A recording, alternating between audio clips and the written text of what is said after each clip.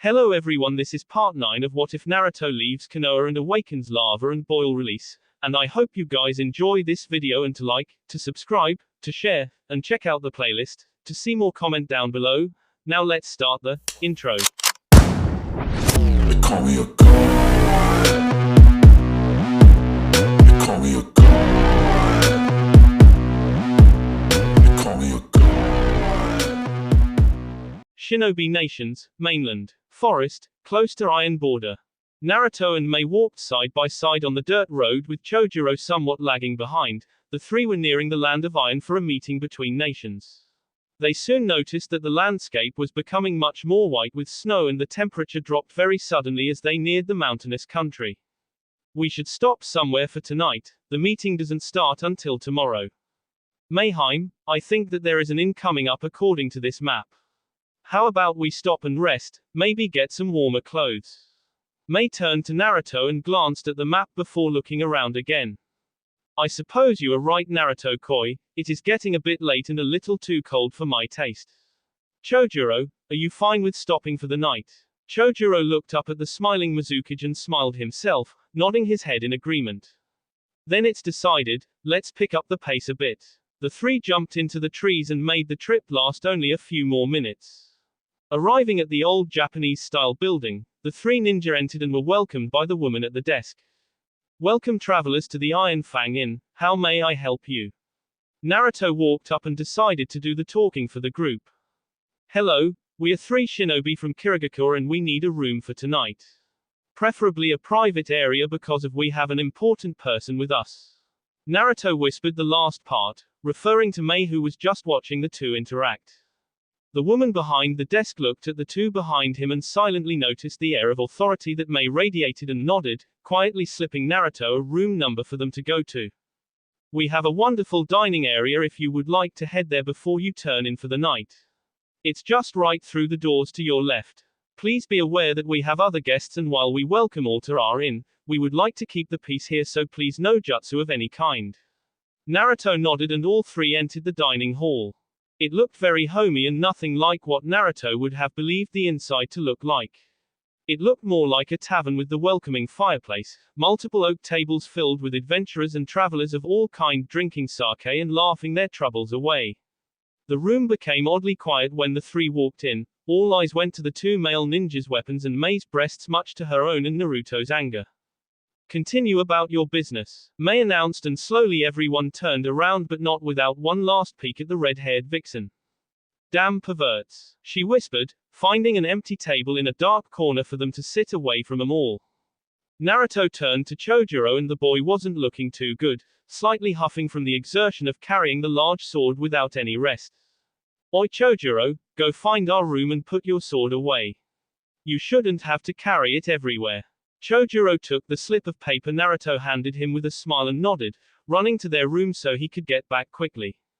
Naruto moved to Mai's table and sat right next to her, scooting his chair over further so he could loop an arm over her shoulder. Mai smiled as she turned to look at him, sighing lightly in happiness to be in his arms even outside the village. Her hand moved to his thigh and she leaned into his shoulder, whispering to him. It's been so long since I've left the village because of my responsibilities, I'm glad we get to go together Naruto. Naruto smiled, using his hand to pet her ankle-length hair in an affectionate fashion. I'm glad too, it's like a little adventure. Mai looked up into his eyes. With a very big reward. Naruto nodded and took a sip of the newly arrived drinks, a glass of milk for himself and a glass of water for Mai. Yes, I really hope the alliance will pass, I'm not so worried about the daimyo but the cage can be difficult to persuade. What do you think Mai? Mai sat up a bit and took a sip of the drink, allowing the cold liquid to go down her throat. I'm on board for the alliance but it's true, Iwa and Kumo will be skeptical of it. But, with some talk I'm sure we can resolve it. The blonde was just about to continue the discussion when a group of travelers arrived at their table, all had weapons of some type concealed amongst their clothing. Naruto made eye contact with them while Mai tried to ignore them by looking away. Their leader didn't like that so he moved into her new line of sight. Mai sighed in annoyance, some men had no limit to their pursuit of women even when they weren't interested. Can I help you? Naruto asked with much venom laced in his voice. The leader turned to him with a scowl. Can't you see I'm trying to talk to the lady here, Mist Boy? Why don't you head back up to your island while I have nice little date with this lady here? Naruto glared at the man and Mei let out a low growl for this bastard to disrespect her fiancé and herself. If that's the way you, Naruto began to stand up while revealing one of his new katana but was stopped when Mei placed one of her slender hands on his chest, slightly rubbing it to calm him. Mei smiled and slowly stood up from her chair to stand at a height equal to the idiots in front of her. Naruto-koi, allow me to show you why men should know not to go anywhere near a committed Uzumaki woman, especially me. Naruto gulped at her icy tone, slightly wishing he had some popcorn for what was coming up. The tavern had grown quiet again as Mei smiled brightly towards the 5 men in front of her. The leader took this as a sign of affection and made a move to grope her breasts. Her next move made everyone's eyes widen in shock. Moving with lightning quick speed, Mei moved forward and shot a fist right into the man's gut, causing him to go flying back into the wall with a thud. Whipping a strand of hair away that had gotten in front of her revealed eye, Mei looked at the 4 terrified men in front of her but widened her eyes in shock when all of them collapsed by unseen causes. Seeing a yellow flash, Mei turned back towards the table and found Naruto sitting at the table, watching her with a smile. She shook her head and walked back over to her seat, allowing Naruto's possessive arm to circle around her again. That was a wonderful show, Mei. Your strength rivals that of Sunit for sure. Must be in the blood. Mei giggled a bit at that, playfully flexing her slender arms for Naruto. You know, I could have handled those 4 myself. Naruto nodded in agreement but tightened his hold a bit more. I do know that, however, I got in the mood for something to punch when you hit that guy so, then I hit them. Besides, I wanted to do something, they were ogling you even while you punched their boss, it was disgusting. Mei smirked, groping Naruto's junk under the table making him squeak in surprise. Mei took notice that it was already getting hard and looked at him with devilishly alluring eyes. And you were saying you didn't ogle me when I got up or when I punched him then? Naruto gulped, scratching his cheek in embarrassment. Mei had hit the mark. Well, maybe a little. Mei smiled as she leaned up and kissed Naruto on the cheek, leaving a blue imprint of her lips on it. If you're a good boy for the rest of tonight, we might just be able to do something for little Junior here. She accentuated just who she was talking about, Mei slowly moving her hand up and down his shaft, giving Naruto the chills at the thought of sex. Define good exactly. Mei smirked before bringing him into another kiss. Chojuro walked into the dining hall and looked over at the table with the 2 engaged shinobi, noticing the men on the floor. Quote. What did I miss? Iron Forest Inn. 2nd floor. Mizukage Chambers. Naruto and Mei lay in their futon together. Chojuro was just outside allowing the 2 to have their privacy. Mei had stripped down to only her fishnets while Naruto had taken everything off except for his boxes. The 2 had planned to have a very fun evening. So Mei, are you ready for tomorrow? Naruto asked her. He figured that it would be a bit stressful to meet with all the other leaders of the elemental nations. Mei looked at him with a smile, petting his whiskered cheek. If you are asking if I'm nervous, then there is no need to worry, I'm quite prepared. I just hope they don't tear each other apart. It would be a bit difficult to get anything done if old rivalries arise. How secure is the land of iron? Mei had to think about this one for a little bit. Well, it has no shinobi village, instead preferring to maintain a large army of samurai. They have a very unique culture and inhabit a snow-covered land amongst the mountains here. I would say it is very secure. Why do you ask? Naruto turned away from her and looked out the window. The crescent moon lit up the night sky. Just had a bad feeling, that's all. Mei frowned, pressing his face back to hers so he could see her smile.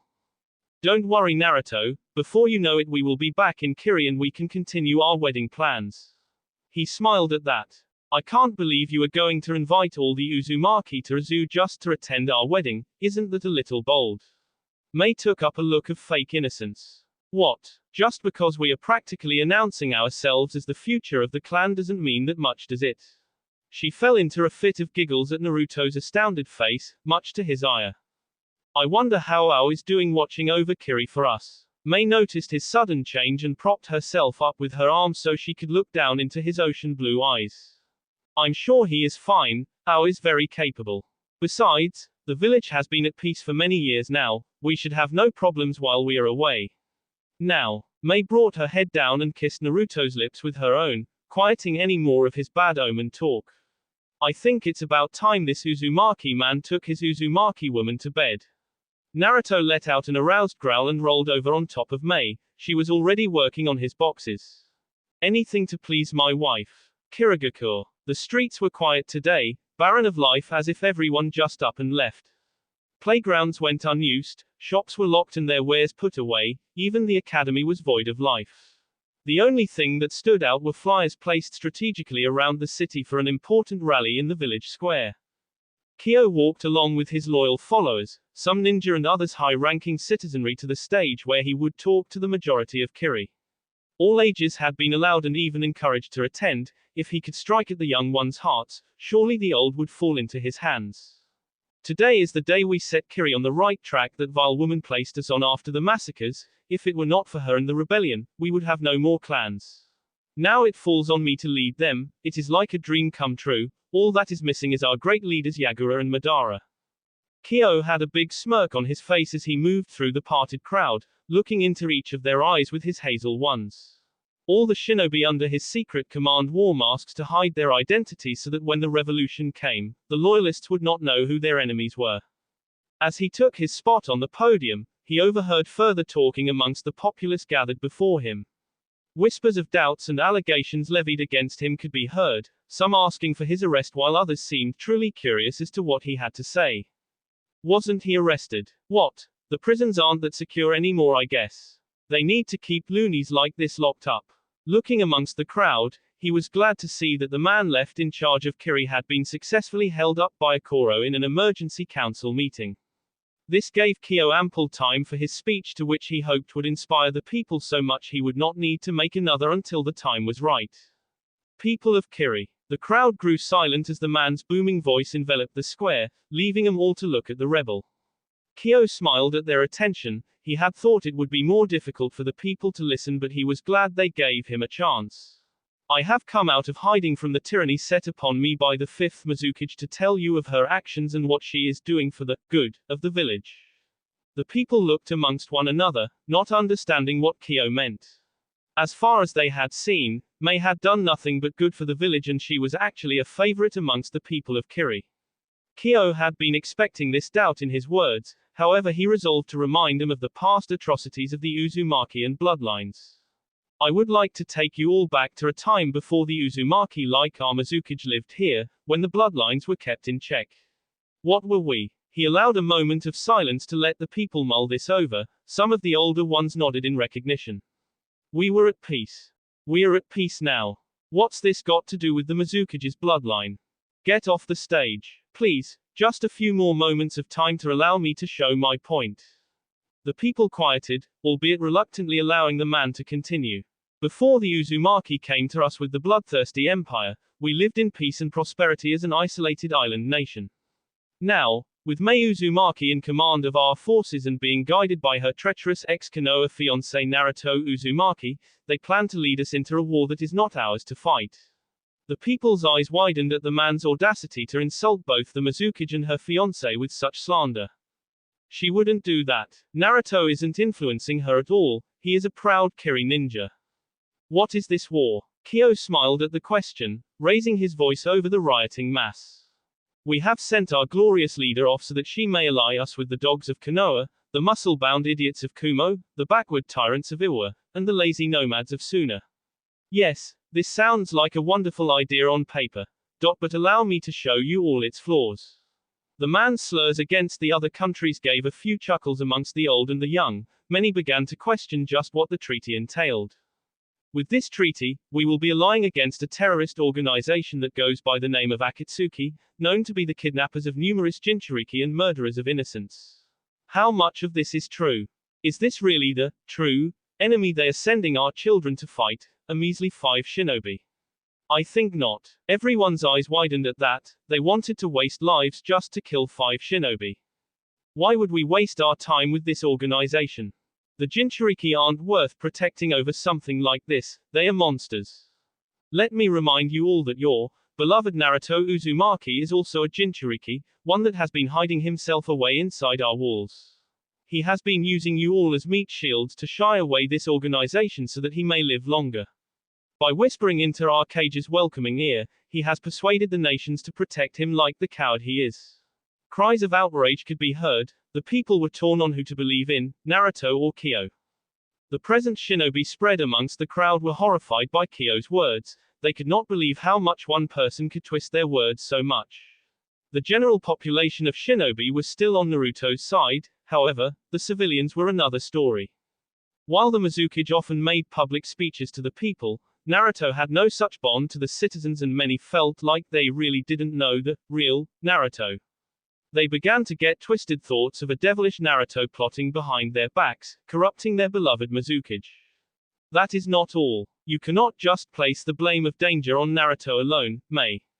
I mean the Mizukage is also responsible for this. It was she who allowed him to enter this village, she who made the decision to privately train him, she allowed him into her home and later her heart, and she has chosen to side herself with the monster himself. Surely it is not a coincidence. Kyo watched as they looked to one another for answers that only he could give them. They were in his hands now.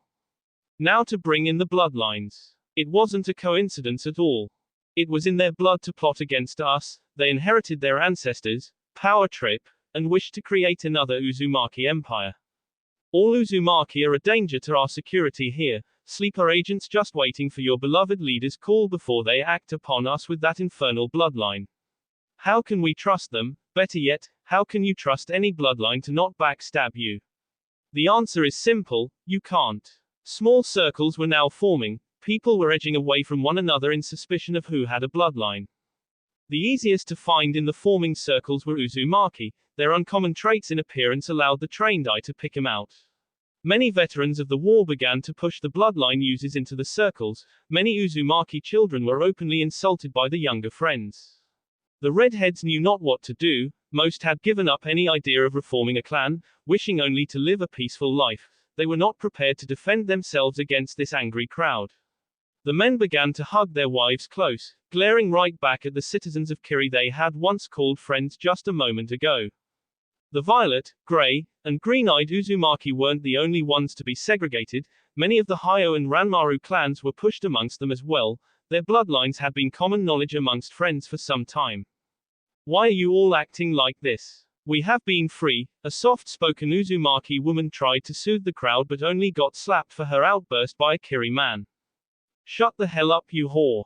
It's because of you that my boy is going to have to go and fight, and when he comes back we will all be your slaves. Damn you and your bloodline. Kyo allowed himself to finish his speech with a question and a great hint at what he was preparing to accomplish. I leave you all now hoping that I have revealed what your leader has tried so hard to keep from you. Maybe your outlooks have even been changed. I am but an old man with little ambition. I only wish for us all to continue living in the Kiri I fought many wars for and love with my heart. Now you must all choose. What must we do to stop bloodlines from gaining any more power? Yagura, our late Mizukage, seemed to have quite a good idea. Kyo excused himself with a bow, slowly being led away by his bodyguards while the people stayed in the streets for a few moments longer. The Mizukage is a tyrant waiting to take over. We must act. Death to the Mizukage. Kyo would make a great leader. He warned us before they could act. Death to Uzumaki. Kyo for Rokudai Mizukage. Death to Uzumaki. Kyo for Rokudai Mizukage.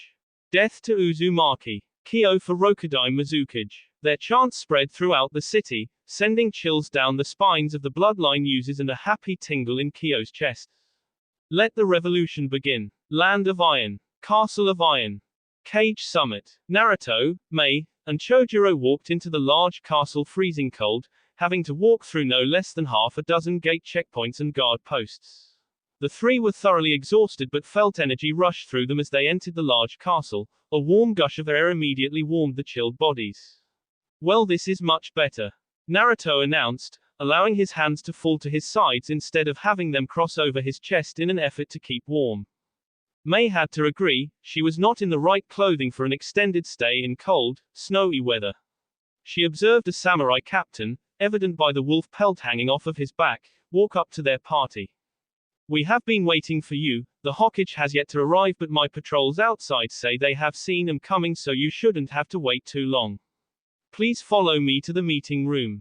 Naruto and Mei looked at one another and shrugged before following the man up a winding amount of stairs, coming to a stop before a heavily guarded hallway and large oak doors. This is the room. The captain nodded to either guard on each side and they pulled the handles with all their might, leaving the doors to slowly open. You may rest assured, you are in good hands here. I wish you luck during your meeting, Kiri-san. Silently thanking the man, the trio walked inside to be greeted by the people inside already. Welcome to the summit, Mizukage-sama, please have a seat in front of your country's banner. The apparent moderator announced, motioning for her place to sit. Your bodyguards may walk up the stairs there to the higher platform, there are seats for them right behind the flag. Naruto didn't like the idea of the bodyguards being that far from the leader but said nothing. His eyes widened when he felt something wet hit his lips and turned to see Mei kissing his cheek, smiling as she pulled away. Smiling towards her, he gave her a quick peck before looking towards the cage already present. Naruto immediately spied Gaara first, the redhead was easy to spot. They both simply waved at one another with smiles. Naruto then turned to look at the Raikage but was stopped when he was given a bone-crushing hug by the man, courtesy of his amazing strength. The man was crying tears of joy for seeing the boy again, the one who had saved Yugito and allowed his brother to rap in someone else's ear all day. Naruto, I have missed you, I was wondering if you would be able to attend, we still have that wrestling match that we must attend to. Kiri is going down. He accentuated the challenge by giving Naruto a double thumbs down. Naruto just laughed at him. I don't think so, if I can wrestle a giant crocodile, I think I can wrestle you. Naruto was referring to the time where he was training out amongst the island chains of Kiri when a huge crocodile attempted to eat him. His only real way to beat it was to use a Rasengan, which barely scratched it but satisfied it nonetheless. Naruto figured it had an itch that the technique was able to scratch. We will see, my young friend, we will see. A patted Naruto's shoulder before walking back over to his seat, allowing Naruto to make his way up to the platform. Naruto looked to his left and found Kankuro and Temari looking at him with pure amazement, the second time they had seen him since 3 years ago. Naruto faintly noticed that Temari was uncharacteristically blushing and Kankuro was smirking like a madman. Hey Naruto, didn't think I would see you here. Naruto turned the black-clad shinobi. Yeah well, I wasn't about to let my fiancé go somewhere without my supervision. Temari lost her blush after that, unfortunately remembering he was taken. Yeah Kankuro stopped talking when the doors opened and Tsunade Senju, the Godime Hokage of Konohagakure, walked into the room with Sakura Haruno and Kakashi Hatake. The Iron Moderator welcomed them and sent the two bodyguards up to their place while Tsunade made her way to the head of the oddly shaped table. Kakashi walked past Naruto with a mere nod and Sakura gently laid her hand on his shoulder as he walked by, sending him a reassuring wink. Naruto smiled back at her and observed the start of the meeting between the 5 shinobi nations. Now that all of the participants have arrived, please place your hats on the table. All the Kage did as asked, allowing the man to continue. You are here today because the Hokage has called this meeting. The Kage glanced at one another before staring at Tsunade, who did not even flinch at their suspicious attention towards her. My name is Mifune of the Land of Iron, and I will be your moderator. The meeting will now begin. The Kage glanced at one another, wondering who would start the so far awkward meeting between them. Gaara quietly sighed in his head, this would get them nowhere if they could not speak, so he cleared his throat, getting everyone's attention. I'll go first, so listen up.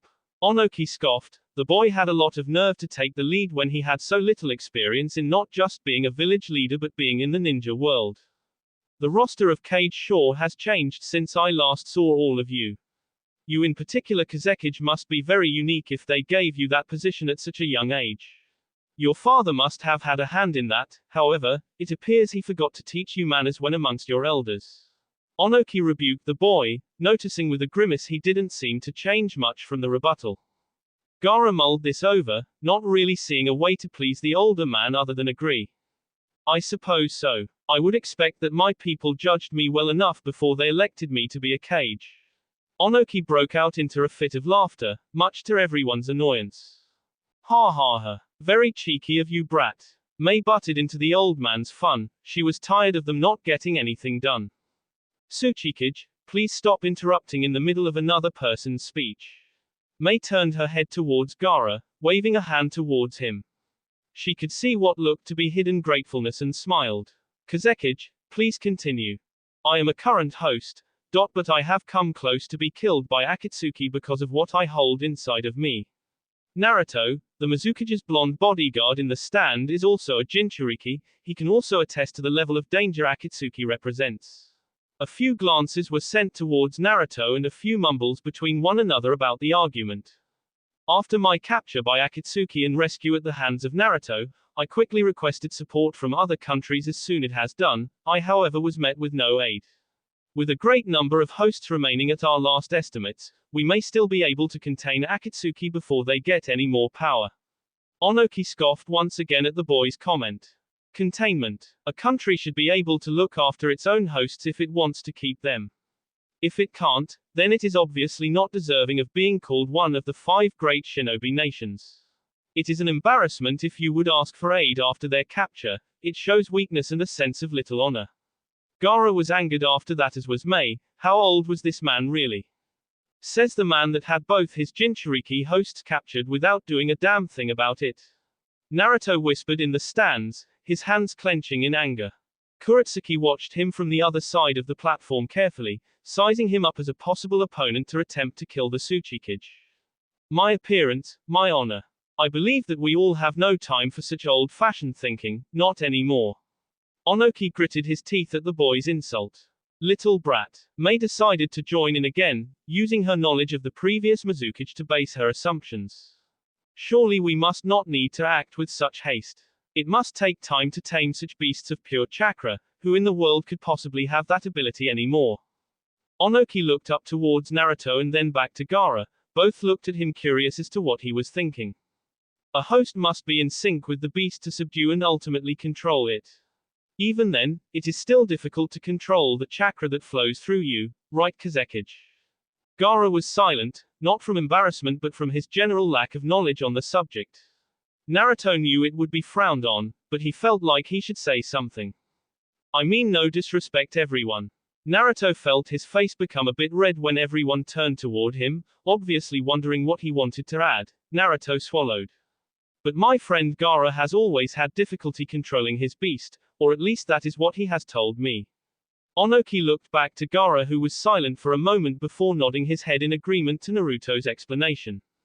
What have you to add, Naruto? Tsunade asked her grandson. Naruto smiled while scratching the back of his head. Well, since Killer Bee isn't here, I felt that I should just clarify the Tsuchikage's statement since I too can control my beast to such a level of full 9 tails. There were gasps all around. It was amazing to think that the 9 tails had finally been subdued, no less by a mere teenager. Are you serious? Or asked after shooting up from his chair, his hands clenching in excitement. Yes sir, and it is true that it is difficult to control the beast. A level of bonding and trust is needed with your tailed beast in order to truly reach that level. I can only guess that it is very difficult for Gaara to get along with his beast, let alone contact it.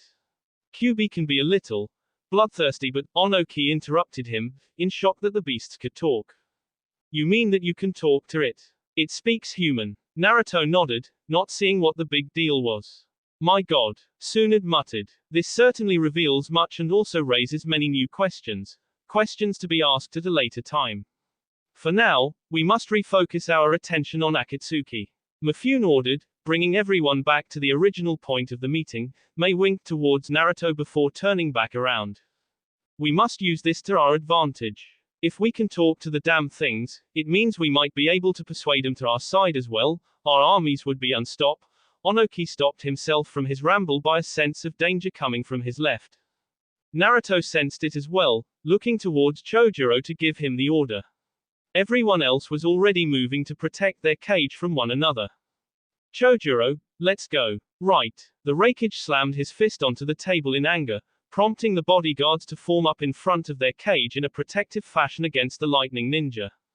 Naruto had his hands in the dog hand sign, his mouth slightly bulging with the lava building up for an attack. Chojuro had his sword out and pointed towards the Raikage, an uncharacteristic scowl set on his features. Sakura had her fists raised in an ex-brawling style to defend both herself and her master. Kakashi was charging up a Chidori with his Sharingan already revealed and glaring dangerously at the cage. Kuretsuki had a kunai prepared and stood beside her large partner Akatsuki. Both were in front of the two Kumo bodyguards, challenging them to move an inch towards the Tsuchikage. Temari and Kankuro stood the farthest away. Kankuro had his main puppet revealed while Temari shielded Gaara with her war fan. Both were glaring at the man's supposed attempt to hurt their little brother. Si and Darui stood the ground, kunai and butcher sword in their hands respectively. I had not been expecting such a quick move and stood there, huffing from both annoyance and shock. This is neutral ground, please refrain from such emotional outbursts here. Mifune warned the Raikage, who just sat back down in his seat after waving his bodyguards away. Naruto Koi, Chojuro, it's fine now. Mei told them. She had a small smirk and was quite amused by the exchange. She also had a tint of pink on her cheeks from the thought of Naruto coming to her rescue so quickly, her knight in shining armor, so to speak. I am hopeless. And I love it. Sakura, Kakashi, that was a wonderful reaction, but please sit back down. Kakashi nodded and headed back up, but Sakura was hesitant to leave. Only a serious gaze from her master made her go back up without further argument. Temari, Kankuro, it's over. The siblings reluctantly parted from the floor, none too pleased the cage was so forgiving. Onoki merely motioned for his two guards to head back up, neither wishing to disrespect him. Yes sir. Akatsuki seemed a bit disappointed there would be no fight, but heeded his order. Soon all the bodyguards were settled in the stands, albeit it was much more tense between them. I hate to admit this, but it is necessary so we all know where we stand. Iwa, Kiri, Suna, and even my Konoha have or had members in the Akatsuki, something that shouldn't be overlooked. Suna ground out, she was not pleased by the piece of information. The mentioned cage merely looked down a bit in shame but said nothing, or was silently smirking at how his village was the only, pure, one. Further, there are those among you who have used Akatsuki to further your country's selfish gains. Are announced after Sunad's revelation, his temper getting the better of him. Onoki made a sideways glare towards the blonde, one of which was readily returned by the younger man. Used Akatsuki? What do you mean? Gaara asked incredulously, how does one use Akatsuki? Weren't they a group that kidnapped Jinchuriki, plain and simple? I have thought about the real reason of why the Hokage has called us all here, and I have come to the conclusion that while I don't trust any of you personally, I do trust one person here. Naruto. Naruto was shocked that he was once again being pulled into the conversation. Everyone's eyes were back on him. I trust Naruto. If it wasn't for his help, Yugito would not be among the living and Akatsuki would be one-tailed beast stronger. As for my brother Killer Bee, from what I hear they have become great friends with one another, if the 9 swords on his back are any proof. Even my hunters have enjoyed his company and support, so I pledge that I will help the Jinchuriki, not the country. Everyone took a moment to soak his proclamation in, Naruto included. He was truly honored to be recognized like that, by the Raikage no less. That is acceptable, but what do you mean by using Akatsuki? Gaara cut back in, he was still in shock over the idea. A turned to look towards him and pointed an accusing finger to the Kazekage. A glare marred his features. You're in this high of a position of power and yet you don't know. Speak to your village elders for the truth. You used Akatsuki in the invasion of Konoha. Everyone's eyes widened in recognition. Orochimaru. The nations of the world are moving towards peace. Through pressure of the lords of our countries, disarmament is beginning to take its toll. Such a thing as a ninja village is a strain on any economy, no matter how powerful the nation. The more ninja you have, the less money you make, and our lords care about money. To this end, we have less and less ninja recruitment and no one to replace the veterans going into retirement. Onoki explained to the audience, reflecting his own village's problems as he spoke. You can't send a battalion of green ninja right out of the academy to go to war, you would lose. So what do? You find an alternative, and that alternative happened to be Akatsuki. Gaara seethed, his anger rising at the proposal of using that organization for such selfish means. Onoki merely shrugged, remembering his dealings with the young woman named Conan if he was remembering correctly. It was simple, pay the fee and the job would get done. They were accessible to us, relatively cheap compared to the job's difficulty, and the job always got done with good results. A turn towards him, intent on having his opinion known. That was what I meant, you shouldn't be bragging about using the damned organization Tsuchikage. Onoki merely huffed in his chair, leading her to become more pissed. Akatsuki was used in Suna's war with Konoha, Orochimaru. Finished his original thought, Suna decided to butt in with her own intel from Jiraiya. It is unclear whether he was still in Akatsuki at that time. Reikage merely glanced in her direction with crossed arms, stating his defiance. Both the Kazekage and Hokage died during that conflict. Mei whispered, although it was picked up by everyone in the room, they bowed their heads in respect to the lost. Yes. And I can't help but feel that something about it isn't right. Mumbled, stroking his beard in thought. While I hate to do this, mostly for Naruto's sake, it is true that Kirigakure has been rumored to be the so-called seat of Akatsuki. You are by far the most suspicious amongst the gathered nations here. Your hasty treaty with Suna and talks with Konoha mean nothing to serve your strange isolation from the world. Accused, silently apologizing to Naruto, who was seething in the stands, feeling horrible he could do nothing to take the guilt from Mei's shoulders. Mei glanced up at Naruto, sending him a smile before turning back to the accusation. I'm sorry Naruto, but for once I must shoulder this responsibility on my own. You will understand once you become the leader of the clan, sometimes you must take the burden for yourself. Actually, there is a popular belief that my predecessor, Yagura, was controlled by someone. It could have been Akatsuki, but I didn't want to start a panic with an investigation. However, Mei was interrupted by an irate A. You mean to tell me that you knew and willingly? The angered man was then interrupted by Onoki, who was determined to set the youngster straight. You leave her alone about this Reikage. It is because of you and your country that some of us have had to resort to using Akatsuki to keep ourselves afloat. Your country did not disarm after the last major war, forcing us to compensate with the impossible. Mei took that as a sign to continue before interrupted again. I was about to say that I believe that Akatsuki's leader and the manipulator behind Yagura's manipulation was none other than Madara Uchiha. Everyone was shocked at this. Madara Uchiha. How was he still alive after all this time? I thought he was dead. Onoki muttered. Mei also noticed Suna nodding her head a bit in recognition. I am not sure I understand the possibility either, but our source has been confirmed. As they were deciding what next to speak about, Mifune decided to step in and give his opinion. As the neutral country here, I must say that this Madara knew right when to strike at our weakness. The cage turned their attention to the center table where Mifune sat. He used the knowledge of the disarmament and decreasing escalations to reveal himself so that we couldn't refuse. Not even the land of iron has been immune. To have all 5 of the cage here though, it provides us with a golden opportunity that has never been proposed before. The cage looked at one another, already guessing at what was going on. What do you think of a 5-nation shinobi alliance? An alliance? That's a bit of a quick jump from talking, don't you think? Quote. You can't be serious, work with one another. It's not such a bad idea actually. Everyone's eyes turned to Suna for her differing opinion. With Akatsuki becoming more of a threat and possibly a true doomsday scheme on their agenda, we must consider working together to quickly end the threat. The cage glanced between each other again, wary eyes cast back and forth. We need a command structure, so we can be clear on who is in charge. That's the question though. Who would be in charge? Onoki muttered, not exactly liking the idea of taking orders from someone.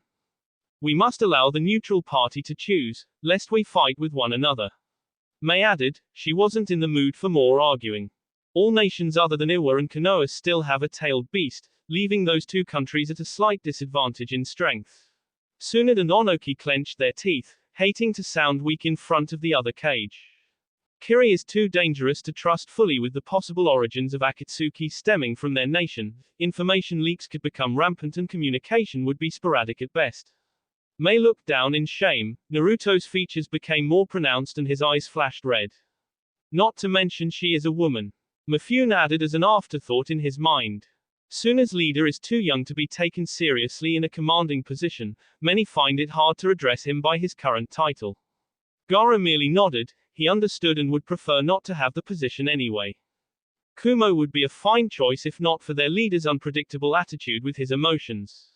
Mifune pointed out the busted table for an example.